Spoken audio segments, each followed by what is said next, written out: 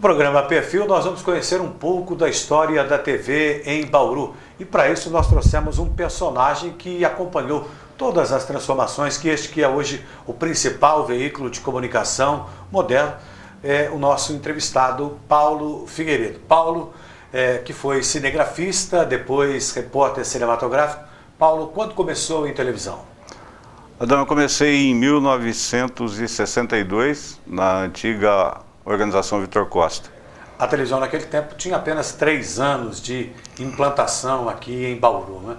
Então, praticamente você, quando a televisão completar agora 45 anos, né, em 2014, você terá participado já de pelo menos 43 anos, 42 anos da TV em Bauru. Quais foram as mudanças significativas, Paulo, que houve entre 1962, quando você começou, e agora, do ponto de vista tecnológico, primeiramente?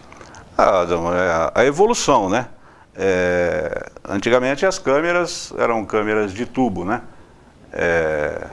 Na época, em 62, a gente tinha 2 câmeras no estúdio, né? Eram 2 câmeras Dumont, não existia zoom, era um torre de lente, né? Você tinha 3 lentes, uma geral, uma média e uma tele. Dependendo do que o diretor de TV pedisse, você tinha que trocar de lente para poder fazer o ângulo que ele quisesse, o enquadramento que ele pedisse. Depois vieram as câmeras de um tubo só, já coloridas, né? Ô Paulo, uma curiosidade, essas 2 câmeras fixas no estúdio, o que era possível fazer em termos de televisão naquele tempo? Jornalismo, eventualmente programas de entrevistas, o que é que se fazia efetivamente de programação na TV em 1962, por exemplo? Porque em 62 a programação era muito pequena. Começava por volta das 4 da tarde, e quando era 11 e pouco já terminava. Mas tinha uns programas ao vivo. Tinha O Assunto é Mulher, que era um programa produzido pela Colônia da Resta, no início apresentado pela Ruth Franzé, depois pela Janira Feiner. Tinha um programa que o Fernando Machado apresentava, que chamava Clube dos Artistas. Esse era um programa musical? Com convidados no estúdio. Eles montavam mesas, serviam um jantar, e o Fernando ia passeando pelos convidados e ia produzindo o programa. Isso com 2 câmeras, né? E tudo isso feito, por exemplo, entre o intervalo de um programa e outro, a questão do cenário, a questão de locação, de marcação dos entrevistados, do apresentador, como é que era isso? A gente imagina que era um trabalho de fôlego, não? Mesmo porque nesse programa especificamente você tinha as mesas no estúdio, né? Então você tinha que criar espaços para colocar a câmera dependendo do que fosse ser feito, né? Então as mesas eram colocadas estrategicamente desde que você conseguisse, isso combinado já antes, né? Que você conseguisse colocar as câmeras nos espaços para poder chegar nos entrevistados. Paulo, você trouxe para a gente gentilmente algumas fotos, e quando a gente fala 1962, a impressão que fica, e é uma constatação, um fato, de que você começou criança na televisão aqui em Bauru. Quantos anos tinha Paulo Figueiredo quando teve o primeiro contato com TV, com câmera, com estúdio aqui em Bauru? Eu tinha de 10 para 11 anos. Isso na Organização Vitor Costa? Na Organização Vitor Costa. Para situar o telespectador, não é? Já se vão aí mais de 4 décadas, efetivamente, Paulo, quanto o que era a Organização Vitor Costa? De onde vinha, o que propunha, era uma rede de televisão, como é que era? A organização, na época, ela era composta por 5 emissoras. Era a TV Paulista, em São Paulo, o Canal 5, a TV Recife, Canal 13, a TV Bauru, a Rádio Nacional e a Rádio Excelsior. E a programação era programação de rede como agora ou não? Não, era estritamente local. Apesar de vários artistas de São Paulo eles vinham para Bauru para fazer os programas. Foi o caso do Roberto Barreiros, que fez o Roberto Barreiros Show, Canarinho, vinha aqui, o Walter Foster. Paulo Silvino, né? O Paulo Silvino. Fazia programas humorísticos. Tinha um programa que vinha artistas cantores, que era o Juventude em Brasa, que era feito aos domingos, que era no final da tarde, uma espécie de uma jovem guarda, chamava Juventude em Brasa. Ô Paulo, só para corrigir um equívoco, no começo a gente disse 40 e poucos anos, na verdade são 50, 50 anos, né? Havia programação de filmes também, entremeando os programas ou não? Sim, porque você não teria condição de fazer sem ter algum filme, alguma coisa. Então tinha uma série de filmes, né? Durante a programação. Tinha o jornalismo, né? Tinha um telejornal que era apresentado pelo Edson Fognani, já nessa época da OVC. E o jornalismo era apenas estúdio? Tinha um programa de esporte que era o SICA, que apresentava, o Silvio Carlos Simonetti. Mais para frente um pouco, criou-se um outro jornal à noite, que era apresentado pelo Fred Calmon, pela Cira de Oliveira.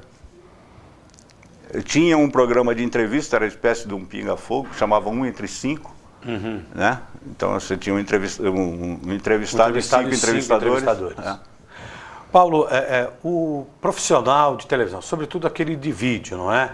E esses nomes que você mencionou aí, Ruth Franzé, enfim, Fred Calmon, eles eram personalidades na cidade, eram reconhecidos assim, como artistas até mesmo, por conta da projeção que a programação de TV dava a eles? Não, sim, eles eram conhecidos, né? O Roberto Purini, Fred Calmon, o João Dias Antunes, que também era da família Simonetti, o Zito, que também era apresentador. Enfim, eles tinham o Alonso Campoy, eles tinham, o pessoal conhecia, né? Principalmente na região, ali onde tinha a televisão, né? Que eles circulavam por ali pela praça, né? Eles eram bem conhecidos. Onde hoje é a TV Tem, não é? Isso, onde hoje é a TV Tem. Só para situar, então, o Paulo ele acompanhou a organização Vitor Costa, houve um pouco antes da organização Vitor Costa, o que a gente chama da implantação da TV Bauru pela família Simonetti, não é? Que foram aí seguramente 3 anos. Paulo, houve também, e eu queria saber se você participou disso, houve um tempo também que se fazia novela aqui em Bauru. Você participou das novelas como câmera? Eu participei de uma novela que foi escrita pela Clorinda Resta, que era um nome escrito no céu. Sim. Montada dentro do estúdio mesmo, tal. Eu participei como iluminador. E isso era, os episódios eram ao vivo? Tudo ao vivo, tudo ao vivo. Naquele tempo não existia VT, não existia como... E como é que era possível, e aí fica, né, no tempo, até na imaginação da gente a pergunta, como é que se fazia para se passar de um quadro para outro, eventualmente, ou de um cenário para outro? Como é que se trabalhava isso numa novela? A gente usava o recurso de fusões, né? Ah, sim. Eu usava muito recurso para você fundir a imagem, para você passar de um tempo para outro, né? Uhum.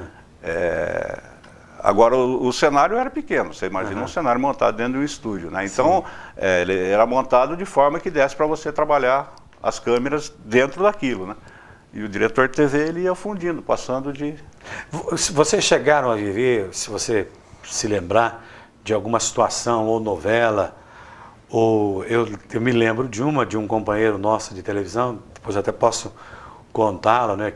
Na verdade, foi até você quem contou, ou alguém do tempo me contou.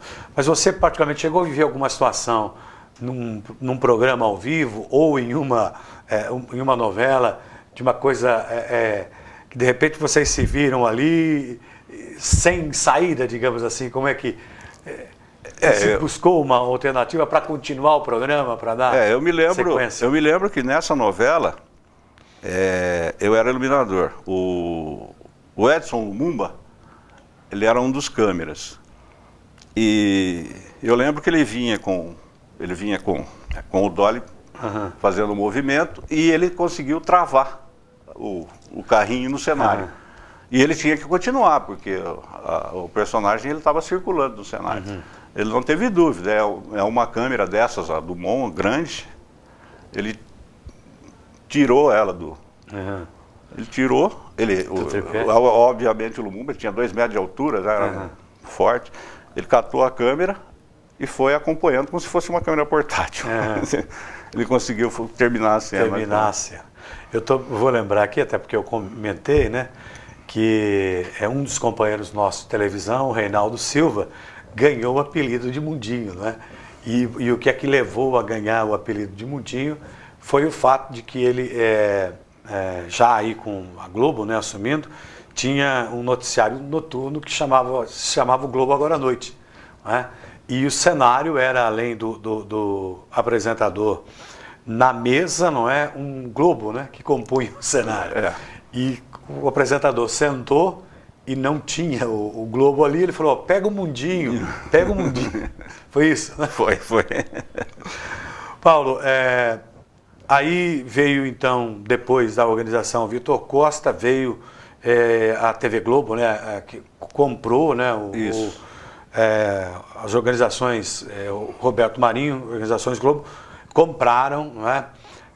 A organização Vitor Costa. Como é que foi essa mudança? E, inclusive, sobre o aspecto de programação, não é? de até um alcance maior, porque aí já se começou a trabalhar com uma programação em rede, não? Sim, foi a partir daí.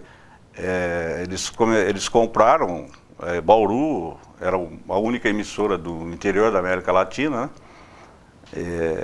E eles, a partir de Bauru, eles montaram, porque eles já vieram com essa visão, né? Uma central única, né? E produzia tudo e retransmitia.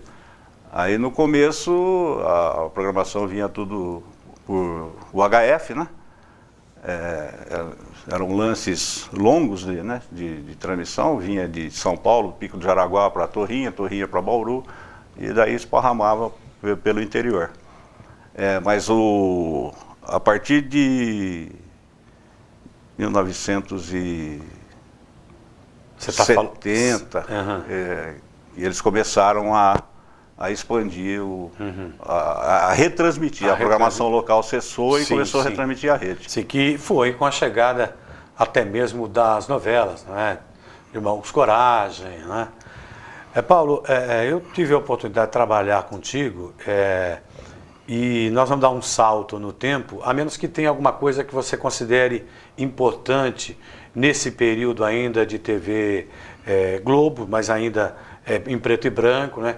É importante ressaltar que você considere que tenha sido um avanço para a TV aqui em Bauru, seja do ponto de vista jornalístico, comercial ou mesmo na programação. Alguma coisa que você entenda que seja importante destacar, embora tenha se acabado com a programação local, não é? Sim. Com a compra, eles resolveram investir na programação em rede. Então, como era uma TV estritamente local, né, só pegava em Bauru, né, e de programação reduzida, né, um período pequeno de transmissão no ar, entre programas ao vivo, filmes, né, os comerciais, durante os intervalos também eram ao vivo, né, eram intercalados entre um jogo de slide de um comercial, a veiculação eventualmente de um comercial em filme e estúdios, né, que tinha as garotas propaganda que faziam os comerciais. Tinham os sets montados no estúdio e elas entravam também. Ô Paulo, a TV, efetivamente, com a programação jornalística, chegou em 1978, se não me falha a memória, não é? Entre esse período até o ano de 78, se fez jornalismo local aqui com filmes? Fez. Como é que era? Como é que vocês trabalhavam? A gente usava o que a gente chamava as câmeras que só captavam imagem, que eram as câmeras mudas, né? Movidas a corda, né? Você registrava.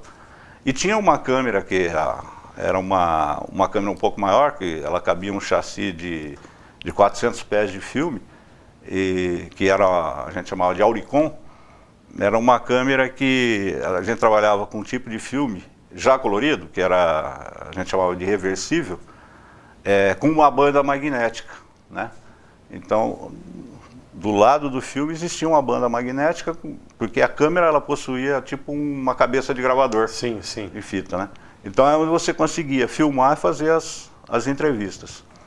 E esse filme, a gente não tinha condição de revelar aqui. A gente mandava para São Paulo, no laboratório que tinha lá, e ele era revelado, ele sofria uma exposição de luz, né? E o negativo se transformava em positivo. E aí você conseguia editar, montar o filme. Né? Tá, e foi possível fazer cobertura de eventos, eventualmente, digamos assim, de um grande interesse jornalístico da Rede Globo em Bauru ou região, que você se lembre? Por exemplo, vamos citar aqui 1976, a explosão das Nações Unidas. Vocês já trabalhavam com VT ou ainda não? Não, ainda ainda era filme. Tá. E foi possível fazer? Foi feito com esse equipamento. Tá. E o repórter cinematográfico, o repórter, o jornalista era o Jair Aceituna? Jair Aceituna. Jair Aceituna era o cinegrafista. Tinha um cinegrafista que hoje está em São Paulo, que era o Moacir Mendonça, que trabalhava com o Jair. Depois veio o Torrente, o Carlos Torrente.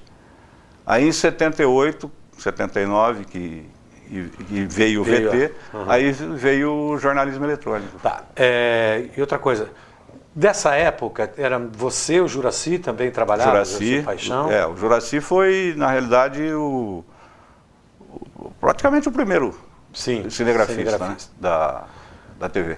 Tá. E de alguma figura histórica da televisão, eu me lembro que quando eu entrei na TV em 1984, me foi passada a responsabilidade de fazer um programa sobre os 25 anos da história da TV Bauru. E fiz isso até com a Maria Cristina Poli. E me lembro que havia um senhor que trabalhava na cenografia naquele tempo, não era inclusive brasileiro, o senhor Rodolfo, é isso? O senhor Rodolfo, o Raizoc. Isso, ele era, que origem ele era e o que ele fazia efetivamente? O senhor Rodolfo, ele era tcheco, né? Isso. Ele veio da extinta Veracruz, né? Ele era cenógrafo da Veracruz. Ele veio para Bauru. E nessa época, quem fazia os cenários era o senhor Rodolfo. Ele que montava no estúdio os cenários, ele era também um grande pintor, né? Ele desenhava telões, né? Que ficavam de fundo como cenário e tal. O seu Rodolfo foi o... Isso estava presente nas novelas, então, por exemplo? Também. Tá. O seu Rodolfo que cuidava dessa parte de cenário. Paulo, aí então, em 1978, chega o telejornalismo aqui, o telejornalismo local, que foi implantado pelo Sérgio Roberto, é isso? Sérgio Roberto Ribeiro.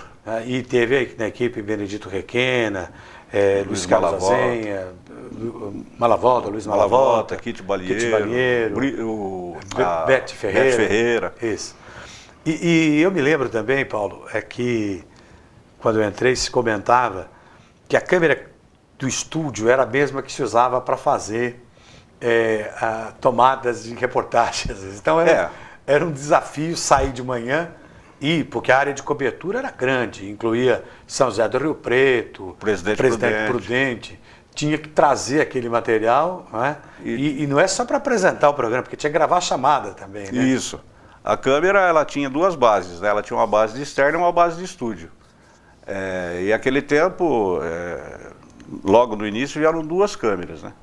Uma ficou com a equipe de produção, né?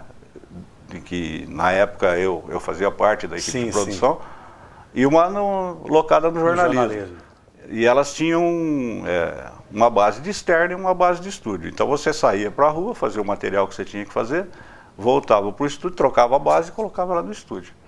Que era o Gilberto que apresentava o jornal. Ô Paulo, até por viver toda a história praticamente da TV, porque embora tenha começado 3 anos depois, não é? Mas você conviveu com aqueles que começaram a TV em Bauru, não é? E ainda hoje, né, atuou até recentemente em programas fazendo jornalismo e hoje está trabalhando ainda com televisão no estúdio. Quem é que você destacaria como profissional que esteve um passo adiante, seja em qualquer área, não precisa necessariamente ser no jornalismo, em qualquer área da televisão que você sentiu prazer em trabalhar com aquela pessoa, porque via que as propostas que ele tinha, ainda que eventualmente o equipamento não pudesse corresponder a toda aquela expectativa, mas pelo menos tinha a ousadia de tentar algo diferente, algo novo, que desse a vocês que trabalhavam com televisão, assim, um prazer, a satisfação depois de ver o trabalho pronto. Olha, eu me lembro, durante a implantação da Oeste Paulista, eu me lembro muito bem do Raul Bastos. Eu não sei se você tem a mesma opinião comigo, você também trabalhou com ele. Eu achei, apesar do Raul ser explosivo, né? Sim, sim. Eu acho que ele era um cara um pouco muito à frente do... Eu tenho que confessar aqui que o Raul, inclusive, foi aquele que me levou para o vídeo. Eu trabalhava em televisão, eu trabalhava na chefia de reportagem, juntamente com o Luiz Malavolta. E um dia o Raul falava baixo, né? Ele encostou na minha mesa e ele tinha um jeito, ele baixava o pescoço assim, ele falou assim: você quer ir para a rua? Eu falei, quero. Então, à tarde nós vamos fazer uma reportagem. E o mais complicado nisso tudo é que ele foi junto para fazer o teste para que eu fosse para a rua. E eu me lembro que esse teste foi feito aqui na antiga estação, eu não sei se da Paulista aqui. Aqui embaixo, né? E tinha uma máquina e tinha também ali um cenário todo do que seria uma estação de trem. Isso foi em 1985. E eu fui lá e eu sabia do que o Raul queria. Eu falei, meu Deus, como é que eu vou gravar a passagem? E aí eu encontrei um vidro daquele de estação, um espelho daquele de estação, que ele tem uma perspectiva assim, uma dimensão de 180 graus, né, que era para o chefe da estação poder ver o trem, poder ver tudo que estava se passando. E eu pedi para o repórter cinematográfico que estava comigo, não me lembro o repórter agora, falei, vamos fazer o seguinte, vamos começar a passagem, você fixa ali no espelho, eu vou estar no quadro, e aí você sai do espelho e vem para o que seria ali a plataforma. Aí Raul pegou e falou, acabou, vamos voltar lá para a televisão. E aí então eu comecei com o repórter.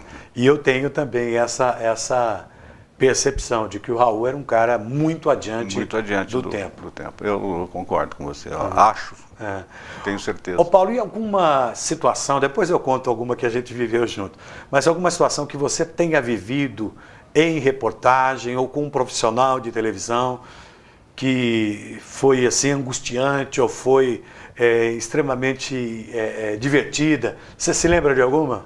Eu me lembro angustiante.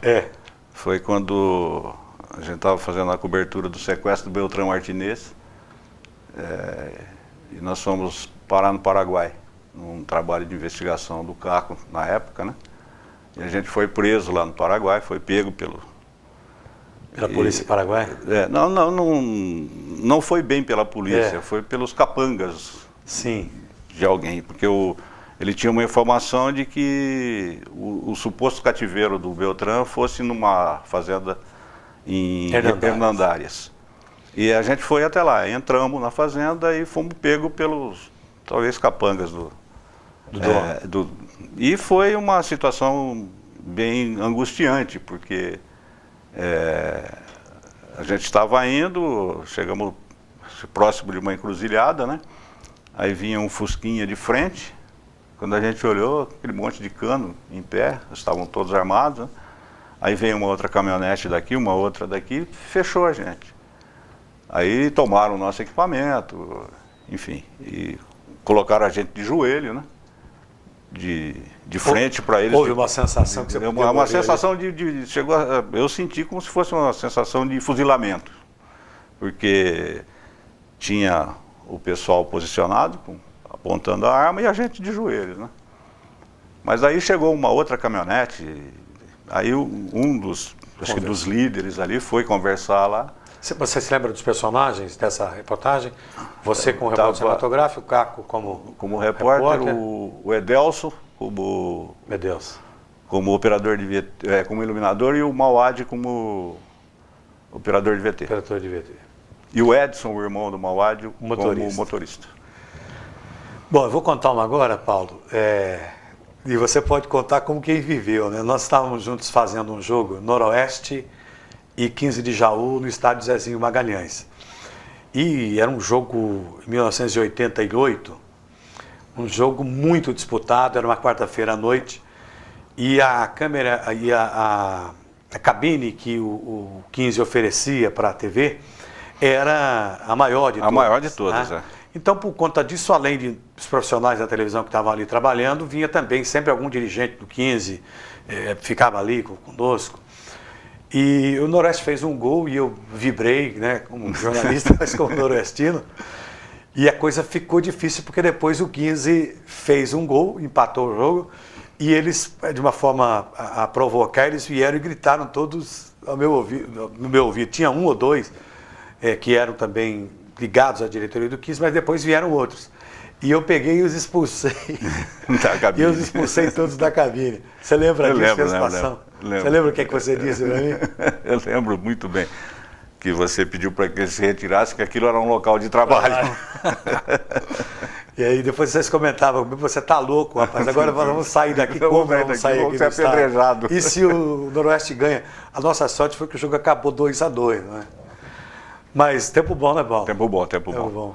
15 de Jaú, Novo Horizontino. Novo Horizontino. Você viveu com outros também, né? Nossa. Você contou aí uma que você aprontou, que literalmente se aprontou para o Lúcio de Mello. Lúcio de Mello. Como é que foi? O Nelsinho fazendo o Batista. treino. O Nelsinho Batista fazendo o treino, nós falamos, ô Lúcio, temos horário, vai lá e pede para ele parar o treino para dar uma entrevista para ele. Ele entrou no... Ele entrou e... Nelsinho, faz favor, podemos falar... Fora! Enfim, o Lúcio, ele o esporte, ele não dominava, ele não dominava. Paulo, e você acompanha também toda uma geração de profissionais de televisão, não é? Muitos que já pararam, não é?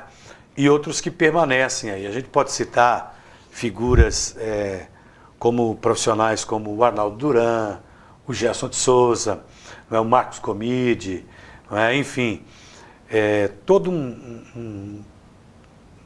Luiz Carlos Azenha, não é? Azenha. Você tem saudade da forma que se fazia a televisão? Porque eu comento com as pessoas hoje que quando a gente saía para fazer a televisão, a equipe eram 5 profissionais. Eram 5 na época. E hoje são 2. O repórter cinematográfico ele tem que se desdobrar e ser o motorista da equipe, ser o responsável por coletar todas as imagens pela captação de áudio. A captação de áudio. Não é? Você tem saudade do tempo em que a gente fazia televisão e que era uma aventura, a gente subir numa veraneio? Não, realmente eu tenho. Eu tenho porque hoje as câmeras elas te oferecem alguns recursos que naquele tempo você não tinha, né? A mobilidade, por exemplo, que você tem com uma câmera hoje era diferente daquele tempo, que você estava preso num cabo com um operador de VT. As câmeras não eram tão sensíveis, né? Você usava aquela cruzeta, né? Com 4 lâmpadas de 500 watts cada uma. E tem que contar também o que era fazer um jogo de futebol com uma DXC 1800. Né? Ou uma BVP 200. Mas a DXC tinha, vocês contaram uma história que foi uma câmera que foi produzida para a Copa de 74, com tudo para trabalhar na temperatura da Alemanha e de repente mandaram para o Brasil. Mandaram para cá e ela parava direto, né, por causa do calor. Mas era gostoso. Aquele tempo eu sinto saudades. Apesar da dificuldade ser maior de se produzir uma matéria na rua, né? Uhum. Mas eu tenho saudade. E tentando lembrar também do VT100, né, Paulo? O VT100, o peso. O Matic, Aí depois teve uma câmera também que chegou para vocês e vocês... Eu lembro que vocês diziam assim, essa câmera pesa 13 quilos nas costas. Como é? Tinha. Logo depois das primeiras que chegaram, das BVP 200 que você conheceu, vieram as Ikegamis, né? São Paulo tinha feito uma troca de equipamento e mandou as Ikegamis para cá. ela era uma câmera muito pesada, ela é uma câmera de 3 tubos, só no transporte ela já saía de convergência, né, fugia a cor. Então toda vez que acontecia isso, você tinha que levar a câmera para manutenção, para o técnico ajustar a convergência dela e você novamente sair para a rua. Então era trabalhoso, só o fato de se transportar já podia dar problema. Bom, Paulo, é um prazer estar conversando com você, o tempo está passando aqui, nós estamos entrando nos últimos minutos do programa, mas eu não quero terminar o programa sem reverenciar primeiro Paulo Figueiredo como profissional, muito embora tenha me dado um apelido, né, que graças a Deus não pegou. Não pegou. Não pegou, mas ele me chamava de neblina, né? Dizia que às vezes embaçava para fazer as reportagens, mas é um tempo muito gostoso. Isso fazia parte da rua, né? Era uma brincadeira que a gente fazia. Exatamente. Me lembro das viagens que a gente fazia, o Rubens que está aqui conosco também no estúdio, que trabalhou um bom tempo na rua também, me lembro das viagens que a gente fazia para Novo Horizonte, me lembro das situações que a gente criou dentro da televisão, às vezes de desentendimento, mas assim sempre de alguns profissionais, como Sérgio Tibiriçá, lembra? Lembro, claro, quem não lembra de Sérgio Tibiriçá? Dele trabalhar. Me lembro aqui também do Amaury Soares, que hoje é um executivo da Globo, que trabalhou conosco aqui. Trabalhou com a gente. Então, Paulo, é um tempo rico, e eu queria deixar nesses minutos finais, assim, que você falasse daquilo que te tocou ao longo de todo esse tempo, seja sob o ponto de vista humano, sob o ponto de vista profissional, das realizações que você teve, não é? Eventualmente alguma frustração também, porque na carreira profissional, a gente, depois de um certo tempo, a gente vê algumas coisas que a gente viu que poderia ter feito e não fez, isso causa em nós uma certa frustração, mas deixar bastante à vontade para você, relembrando que o Paulo tem, hoje, 2013, retornando lá no tempo, em 1962, o Paulo tem 51 anos de televisão, é isso ou mais? Não, é em torno de 50 anos. 50 anos de televisão. Então, é alguém que, como quem está aqui na Câmara hoje, ele apresentou para o Malacrida a ideia de trazer, e quero lembrar assim que foi o Rubens que falou, Adão, então estar entrevistando você e permitindo a você que seja contada a história da TV em Bauru, é para mim uma satisfação e uma honra. Então, esse tempo final fica para você falar, abrir o coração daquilo que você quiser dizer sobre a televisão, sobre a profissão que você abraçou. Adão, na realidade eu comecei em televisão por acaso. O meu pai trabalhava na TV. E eu, moleque, né, 10 anos, comecei aquela curiosidade de, praticamente criança, né, de querer ver, era uma coisa nova, né, aqui na nossa região. E eu comecei a ir com meu pai para a TV. E um dia faltou o operador de microfone. Aí o Pietro Rigoli, que era o responsável pela engenharia na época, me chamou. Falou, você consegue operar aquele negócio ali? Eu falei, eu já vi o rapaz fazendo, eu acho que eu consigo. Ele falou, então vai lá e faz. Naquele tempo podia, né? Aí eu fui e fiz um dia, no outro dia eu fui com meu pai, fiz de novo, fiz pela terceira vez. Aí o operador acabou saindo e ele me deixou como operador de microfone na época. O operador de boom era uma girafinha, não era realmente um boom, né? Mas, Adão, eu posso dizer hoje com toda certeza que eu faria tudo de novo. Começaria tudo outra vez, porque é uma profissão apaixonante. No começo eu passei por algumas funções, né? Até chegar na câmera, e na câmera eu fiquei. Eu cheguei na externa em 75 e da externa estou até hoje. Bom, Paulo, terminando o programa, eu quero dizer que essa também é uma forma da gente homenagear companheiros de televisão que a gente teve e com os quais eu não vou poder gravar programas como estou gravando com você. Quero fazer menção a alguns deles e eu peço que você me ajude se eu esquecer no término do programa. O Reinaldo Silva, o Mundinho. Que por sinal foi meu professor quando eu entrei na televisão. Valcir Coelho, Lembrar também, alguns não estão aqui, como o Cristóvão Repiso, que está em Sorocaba. Um também que já acabou esse ano, inclusive, partindo, que foi o Gilberto Souza, não é?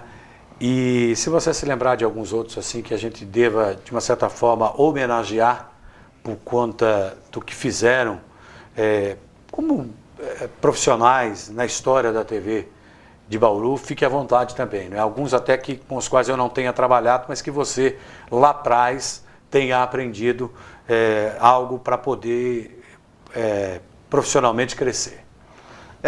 Eu comecei com o meu primeiro contato com câmera. O Reinaldo já estava na televisão nessa época. Ele ficou afastado um tempo, depois ele retornou. Mas o Reinaldo já era o operador de câmera e foi com ele que eu comecei a dar os meus primeiros passos. Eu não posso esquecer do Jorge Salim. Jorge Salim. Que foi cinegrafista em Presidente Prudente, do Milton, que trabalhou com ele lá em Presidente Prudente.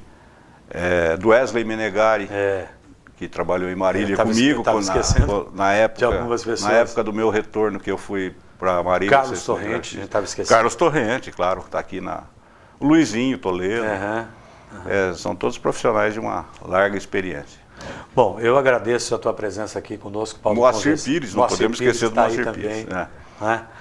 E alguns nomes que você já mencionou, como o Mauad, o Cleuver. Nós não falamos do Cleuver, mas o Mauad sim.